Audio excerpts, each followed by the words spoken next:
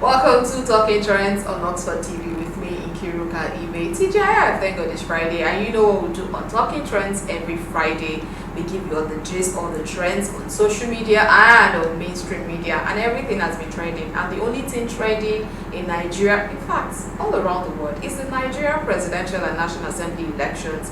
That is the only thing trending right now. So that's what we are going to be talking about on this show. And on this particular episode, I have a guest too. We're just going to try and make some sense of some of the nonsense that we have been seeing. But you will not hear from my mouth to that INEC, Didos, Bala, Lala. You understand? So I'll go on a short break, and when I return, my guest will be joining me. Just stay tuned.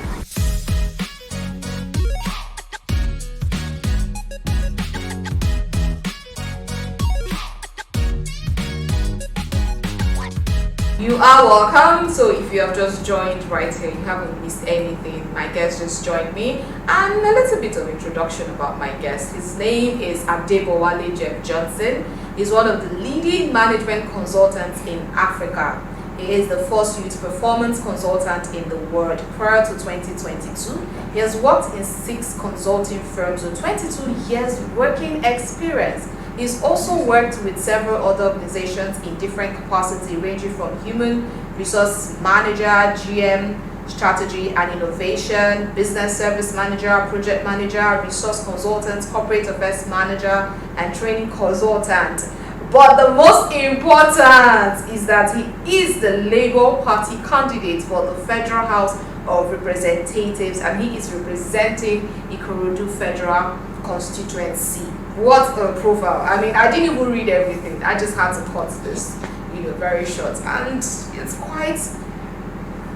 welcome on the show. Thank you. Thank you for having me. Glad you can join me. I had to drag you from Ikorodu, where your campaign... Okay, so tell us a little bit about, apart from what I've read here so far, there's a lot we don't know about you. And you are contested. Yes. And this is Federal House. Yes. I also remember you contested for, is it governorship? Rep, actually. Okay, rep. Senate against Senator Abiru, who is Lagos East Senatorial District Senator. Yes, at the by-election. And yes, I did step up for governorship at the primaries, but we're here now. So what party were you running on the? Okay, so when I did run for Senate against Senator Abiru, and I came out third in that election, by the way, I ran on the platform of ADP, who was the first political party that I decided to step into, obviously because of a friend who invited me to come join the party at that time. But then after that election and all that played out, I decided that I needed a more structured environment, a place where I can have full expression to the things that I really want to do. It wasn't also initially Labour Party at the time of the primaries, but in between trying to find the right place and all of that, I ended up in Labour Party. And yes, I'm there now as the candidate for the Federal House of Rep, which again at the last election, Labour Party didn't feature on the ballot. Yeah, we're going to get to all of that. Because the last election, there's a lot. We can't help but talk about it. Yeah. So you said you needed somewhere more structured. Yeah. But news on the streets has it that Labour Party is not structured. It's obvious now that the structure is there. At the beginning, the party probably didn't have, not that didn't have structure, but didn't have such a wide and established structure. And there's the, let me put it this way, there's the obedient movement and there's the Labour Party. Okay. Yes, the person of His Excellency Peter Obi coming to Labour Party brought about the expansion of the Labour Party structure, and so it began to actually rejig and shuffle out what the party used to look like. And those are some of the internal workings, the political internal workings that happen in Labour Party from last year even into this year, which is, brought about quite a few number of things that we saw that played out in this last election. Yes, now the party is so strong that the party can, say that have close to, if I'm not mistaken, 70 to 80% of the nation covered when it comes to presence. Yes, there are still a lot of opportunity for growth, and no doubt, yes, nationwide, yes, the party will use this election as a springboard to expand the scope a little bit more. Okay, we're not talking, this is not a political show. And it's not a Labour Party show. Definitely. Yeah, but I know the question I asked. So let's now talk about the last election, 25th of February 2023. So what do you make of it? Let's start with your constituency now, because there was supposed to be a National Assembly same day as the presidential. Yeah. And then word on the street has it that some of the ballot papers did not have the Labour Party logo on it. So, but in some places it had it. Yeah. How do we reconcile all of that? Okay, so the first thing for me is that February 25th, it's more or less like the beginning of the journey of the new Nigeria that we all hope and seek for.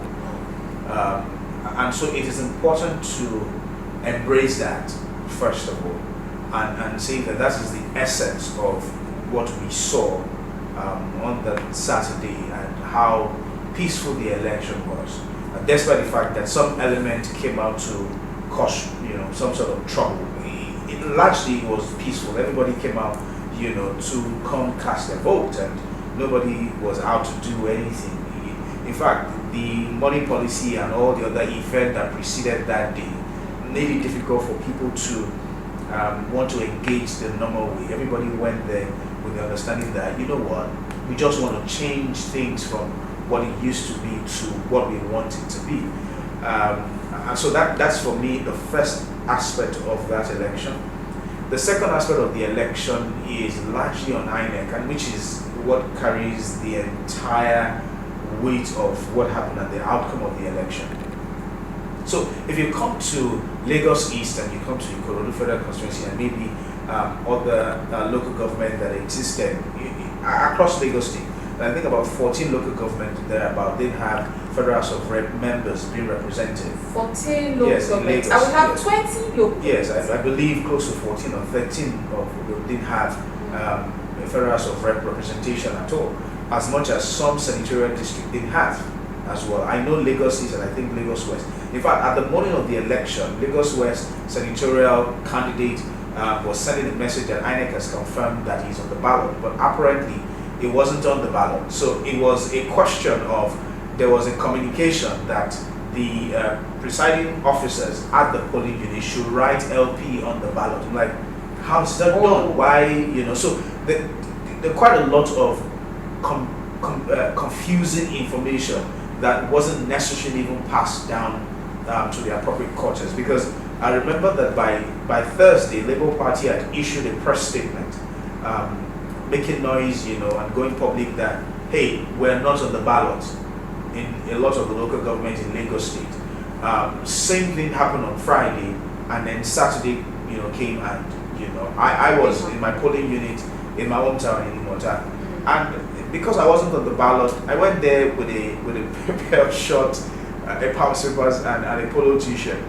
And interestingly, those who know me knew that, hey, Honorable is on the queue, and I queued that it wasn't, there's no need to have any sort of entourage or anything. I was on the queue like every normal person, and I was there with my bottle of water, and I stayed under the sun, and followed the process. And it was peaceful. Nobody, yes, they had every polling agent, largely we're all family members, literally, because this is an hometown where both of my parents are from, and so everywhere around the town, for whether it's PDP or APC or Labour or NNPP, every agent that was there had some sort of connection as family members anyway. So we're all there just having fun. It was almost like a gathering of family members, who had come to the polling unit to come cast their votes. And people massively voted for the candidate of their choice. And I can tell you, at my polling unit, that I was present, because I didn't, go around every other polling unit. But at my polling unit, I was present. I can tell you categorically that the results of that polling unit, that particular polling unit, was what we saw, right? But I can also tell you that the entire Ikorodu local government results were tampered with. Because the LCDA chairman for Labour Party is like an uncle who literally was with me, and when all of the EC 8A forms were coming from all the polling unit agents, I saw them real life myself. And so when I started to see what was being published, they were definitely, tampered with, edited and corrected at some point and stuff like that. Same thing with other local governments around, or other polling units around the Ikorodu local government.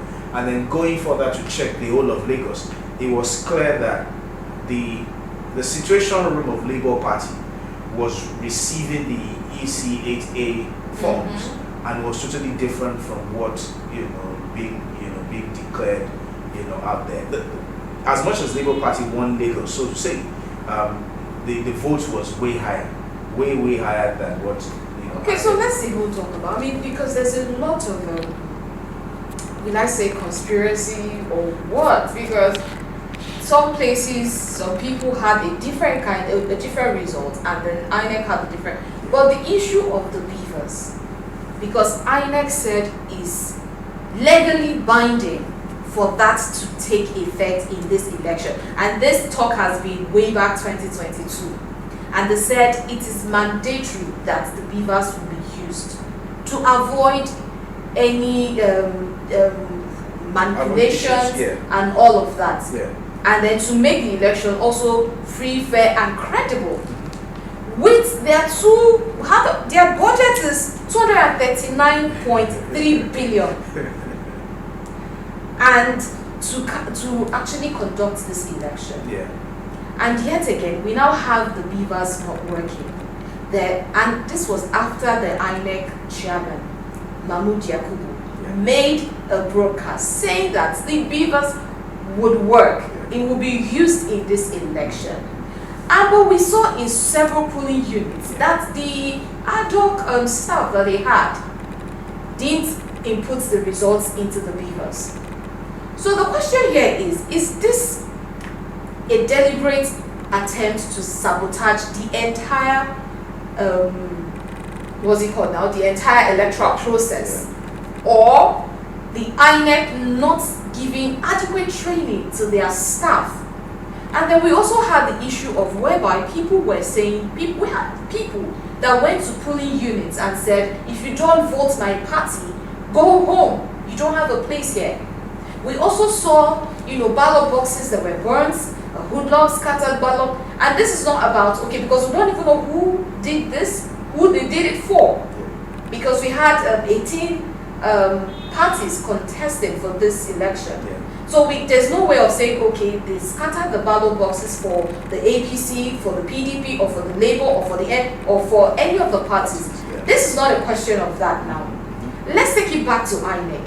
For them saying we're going to use 23.9 million or 239 billion actually, so that this election will be free, fair, and credible. Then at the end of the day, the so-called Beavers you brought out weren't working. INEC as a body had a budget, and whether you like it or not, it's a national event.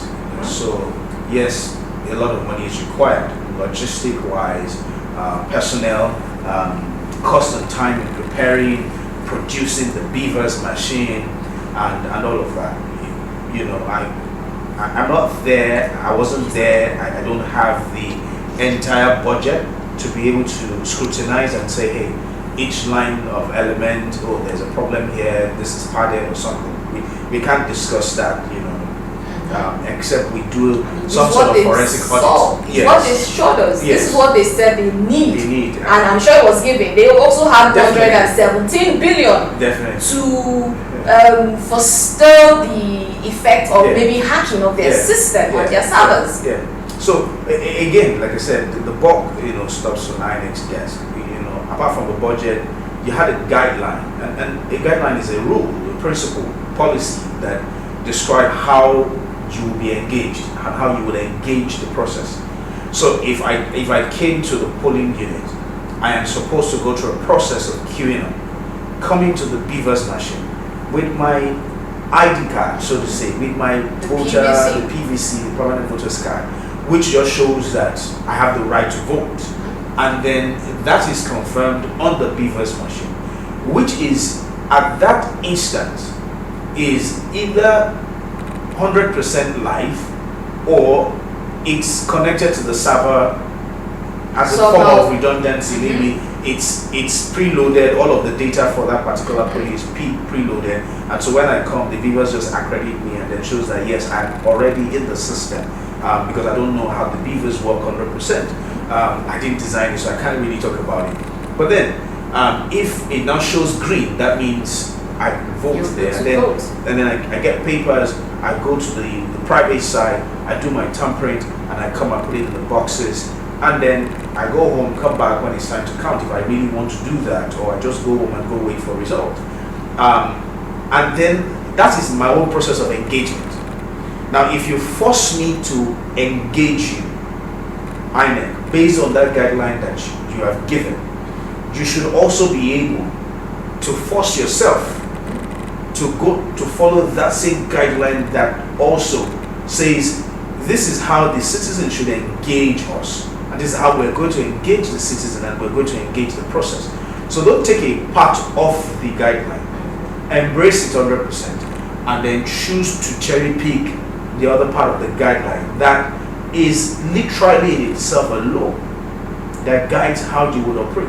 And the people came up with the trust. And again, another statistics we should look at is that registered voters, despite the fact that a lot of people still didn't get their PVC, a lot of people are no longer in the country, and all of that, we had less than 30% of the registered voters who came out to vote. So now, based on the numbers of the count, right? Now, if you then want to prove that your system is fail-safe and is secure, and then you are unbiased, and you want to follow the legacy of Mr. President of leaving office after all that he has done for the nation, then you should go 100% and follow that process. Don't then get to the point where it is now time to upload the vote casted at the polling unit, and then you're not having issues with your server. You should have emphasized that if you had done a mock before then, which they did, which you did, you had done a mock, and then your mock has shown you that this is the space that you require, the kind of data that your server that's going to be hitting your server immediately after vote starts counting, and you start counting votes and all of that, then you should make room for at least 300-400% to be able to accommodate that volume of data. If the telcos are having the volume of data, people chatting on a daily basis, uploading and downloading files, and they are not crashing. Yes, and this is not just only 200 million people in Nigeria. Yes. This is like, and each and every one of us possibly have 1 or 2, 3 phone lines, and the networks don't jam very often, right? So you should be able to create that part, for such redundancy, to be able to allow for the flow of data. Now, let's assume that also this is an unforeseen situation, and then data is being uploaded gradually. I think also that Professor Yakubu should have been patient in being able to go through the process of ensuring that yes, as every scope and at the state level brings the results to him at the national, because he wasn't present at the state level anyway.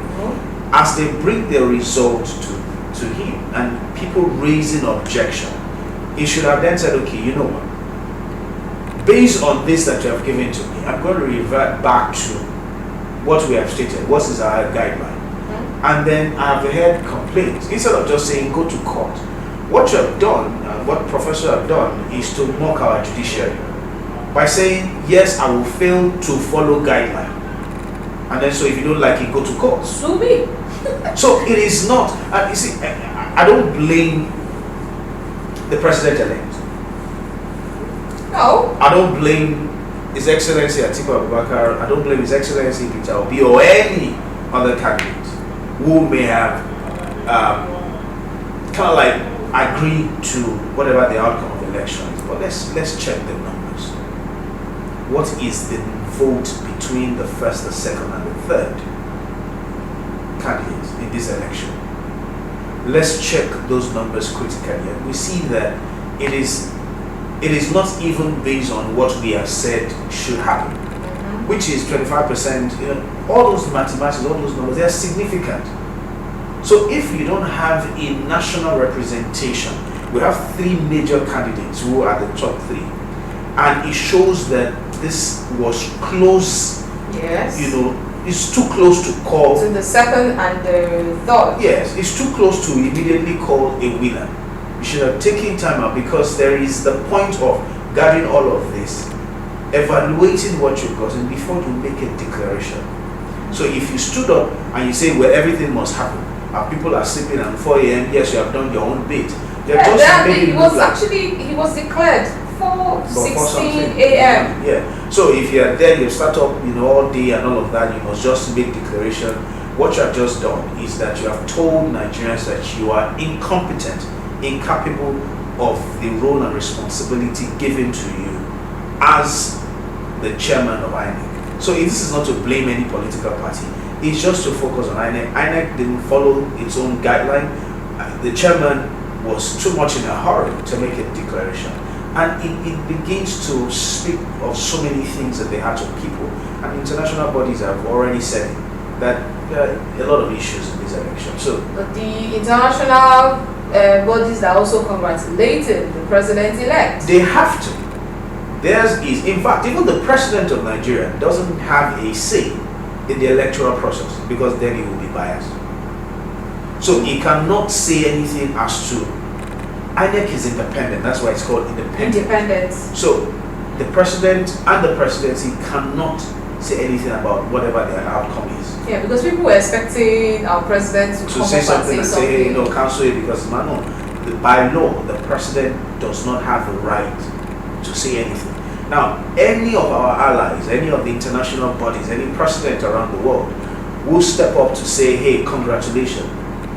I've only done that because they have also told you that the next time they also have similar situation, don't come and start making statements that they should cancel them. No, they don't have that right.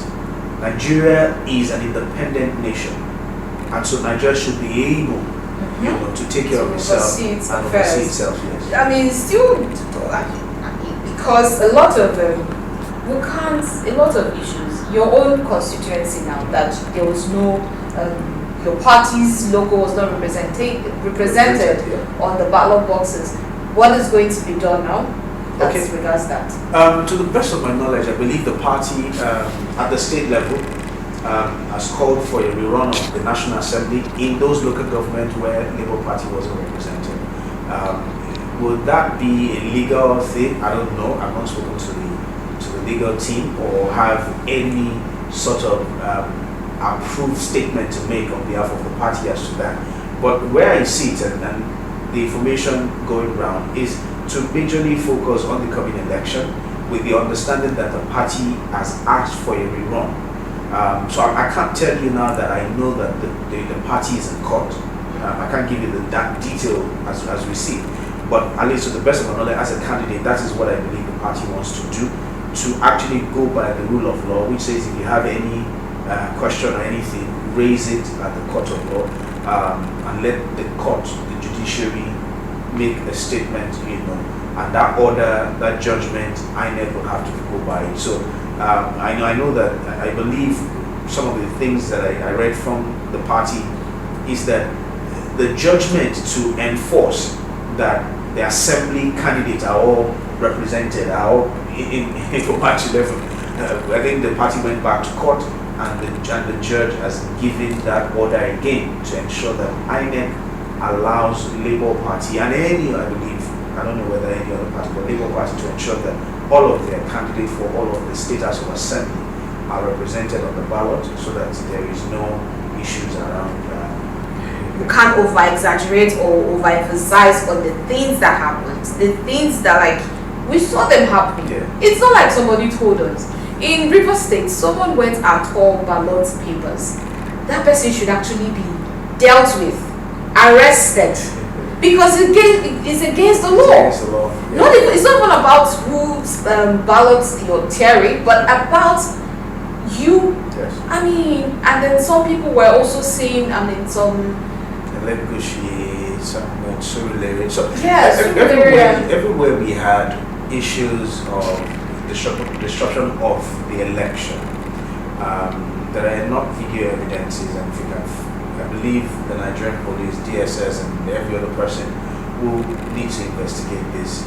So that's this last question. So what was the role of the police and the DSS, the civil, what are they called Civil again? defense. Civil defense. What exactly was their role in the election? Because most of those videos that we saw these uniformed men sitting and watching while these things happened. And the PRO came out and said, what would you have him do at that time? Because according to him, the parties agreed that there won't be any guns at the polling units. That they were on call. You have to call for them to come. Yeah. But what about them watching while, I mean, wasn't there anything they could have done? Okay, so I think we're learning, on a daily basis. I believe that calling for no harm at firearms at the polling unit was good in one sense, but it also poses the difficulty of when you call, how quickly will can they respond? Officers respond, to those calls, and how well can they stop the situation. But I think it's also good that Nigeria is not under any, we're not in war or in a state of emergency, so we didn't need our men to be at the polling unit. We didn't need the soldiers and the armies and all of the Marines and everybody, putting guns in our faces just to ensure that we vote. I think it was a peaceful election, all true and true. If yes, we had those pockets of issues, that doesn't discredit the fact that citizens were in order, and we all comported ourselves in the right way, going there to go and perform our civic right. I think it's just what I always say, that a seed, when it's being planted and you allow it germinate to the point that it becomes a tree and it starts to bear fruit, you will not be able to control the kind of fruit or how many fruits to produce at the end of the day. So we have allowed a menace of the so-called area boys, or for lack of a better word, people like this, school two as we sometimes also call them, to flourish over the years. And so boldness and numbers have increased over time, and that in itself has created more issues for us. And so we just need to ensure that we work at this to ensure that next election we work on our education, we work on our youth engagement. But when people are properly engaged and they have the right, they are the right frame of mind, they don't think about going to go and carry ballot papers. Okay, speaking of that, next election, we're still going back to the polls, 11th of March, yes, for the governorship election now. So with this whole thing going on now, how do you think it will affect the voter now? Because they came out the first time, and this is what INEC did. Do you think they'll still want to come out the second time? I think my message will be to all of the voters, the electorate, is to come out and vote again. Be bold to claim your mandate. it's not all the states in Nigeria that are going to the polls for state. But yes, Lagos State, for example, where we're going to vote, I think everybody should step out, and those who didn't step out this last one should even use the opportunity now to actually step out and say, you know what, this is our mandate and we're going for it. And they should step out with their own being and get out there peacefully again and go to the polling unit and go and cast their vote for the person of their choice, and leave the remaining to the umpire, and then if he requires, to the court. All right, so thank you so much. It's been nice talking with you. I mean, there's no way to put this. We have to talk about it, and we have to keep talking about it, because there was a lot of issues with the last election. And the more we talk about it, probably something, somehow, the INEC might, just in case, because we don't even know what they're going to do now, apart from the set go to the court. Yes. So, but just for future references, there has to be some in our electoral act, because INEC came out and said this must work, legally binding, this must work, and at the end of the day, it didn't end up working. It worked in some places, even some places that some results were uploaded, it was still incomplete result. You have like about 38 words, and at the end of the day, the only thing that entered the Beavers machine was like 10. And even in that 10 local governments that entered the Beavers, you will still see that it's not even all the results that were probably collated. Pictures. We saw the ones that were cancelled. They were using viral to cancel. I'm like, really? Is this what we have come up to? Is this what we have gotten to in this country?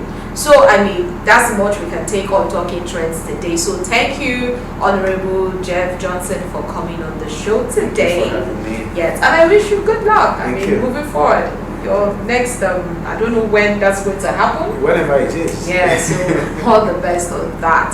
So, this is all we can take on Talking Trends today. And you know what I always say at the end of the show, take it down. I know I cannot start any, but take it down. We need to really take it down. And don't forget that 11th in Lagos, we're going back to elect our governor. Yes, the person who's going to lead Lagos. I mean, Lagos is like the biggest state, or let me say, the most commercialized state in Nigeria.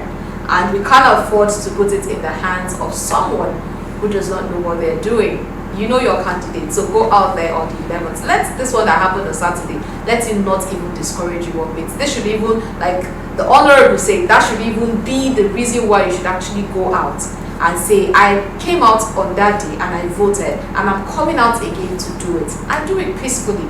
I know the country everywhere is, especially in Lagos, everywhere is so gloom. Like when you tell people how far, they're like, how far are we waiting now? Be calming down, you understand? But let us calm down. Let's take a chill pill. You know, that's what I always say every time. Every Friday is Friday. Let's even just take the stress out.